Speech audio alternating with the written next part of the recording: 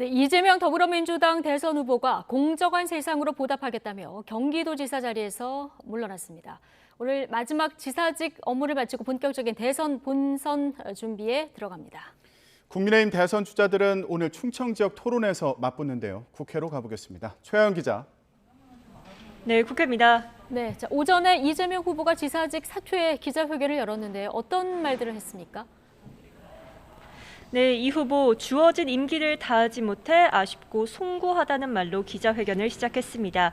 이어 지난 3년 동안 공정의 가치를 뿌리내리기 위해 최선을 다했다고 밝혔는데요. 이 불법 계곡 하천 정비와 지역 화폐 확대, 부동산 투기 방지, 공공개발 이익 도민 환원제 등을 업적으로 강조했습니다. 그러면서 대한민국이 부러워하는 경기도를 만들었던 것처럼 전 세계가 부러워하는 대한민국을 만들겠다고 다짐했습니다. 경기도지사로 지내는 동안 도민 여러분께 받은 크나큰 은혜, 새로운 대한민국 공정한 세상으로 반드시 보답하겠습니다. 이 후보의 사퇴는 경기도정 업무를 맡은 지 3년 4개월여 만입니다. 내일부터는 민주당 대선 후보로 본격적인 대선 행보에 들어갈 예정인데요. 특히 가장 큰 숙제였던 이낙연 전 대표와의 원팀 회동을 마치면서 본선 채비에는 더욱 속도가 붙었습니다. 이 후보는 내일 대선 예비 후보 등록을 하고 이후 문재인 대통령과 면담할 전망입니다. 또 함께 경선을 치른 정세균 전 총리, 추미애 전 법무부 장관 등과도 만나 결속을 다질 계획입니다. 다음 주에 대선 후보 선출을 앞두고 있는 국민의힘은 오늘 중원 경쟁에 나섰죠. 네, 국민의힘 대선 주자들 오늘 오후 충청권 합동토론회에서 맞붙습니다.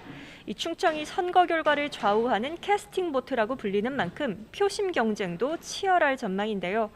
특히 경선이 종착지에 가까워질수록 양강 주자인 윤석열 전 검찰총장과 홍준표 의원의 신경전도 최고조로 치닫고 있습니다. 이번에는 서로의 배우자까지 끌어들이며 공방을 이어갔는데요. 윤 전 총장이 어떤 분은 가족이 후원 회장도 맡는다며 홍 의원의 부인 이순삼 씨를 언급하자 홍 의원은 소환 대기 중에 공식 석상에 못 나오는 부인보다는 아름다운 동행이라고 맞받아쳤습니다. 여기에 후보 선출 여론조사 방식을 두고도 윤 전 총장은 가상 양자 대결을, 홍 의원은 사지선다형 방식을 원하면서 맞서고 있는데요. 국민의힘은 일주일 뒤인 다음 주 월요일부터 경선 투표에 들어갑니다. 이 최종 대선 후보는 국민 여론조사와 당원 투표를 각각 절반씩 반영해 다음 주 금요일에 발표합니다. 네, 앞서 전해드렸듯이 오늘 국회에서는 내년도 예산안과 관련해서 문재인 대통령의 시정연설도 있었는데 역시나 여야 반응은 엇갈렸죠? 네, 먼저 국민의힘 시정연설 시작 전부터 이 대장동 사건 관련 특검을 요구하는 단체 행동에 나섰습니다. 이 문재인 대통령이 본회의장에 들어가는 길목에 나란히 서서 이 손팻말과 현수막 시위를 한 건데요. 당시 상황 잠시 보시죠. 학생들유 진짜 몸통 이재명을 수사하라!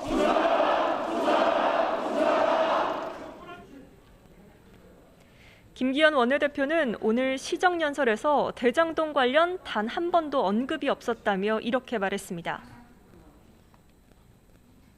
했습니까? 이미 대장동 이재명 게이트를 뭉개고 가자, 범인을 숨기고 가자는 큰 방침이 여권 내부에서 모두 정해져 있다라고 저는 판단이 됩니다. 또 국민의힘은 문 대통령의 시정연설을 두고는 고장난 라디오처럼 자화자찬만 틀어댔다고 비판했는데요. 줄줄 새는 예산에 대해선 사과 한마디 없이 재정관리 계획도 함구한 채 과거를 미화하기에만 바빴다고 지적했습니다. 시정연설 내내 침묵으로 일관한 국민의힘과 달리 민주당은 문 대통령을 박수로 맞이했습니다. 특히 성공적인 코로나19 방역과 포용 성장을 언급하는 대목 등에서 17차례 박수로 호응했습니다.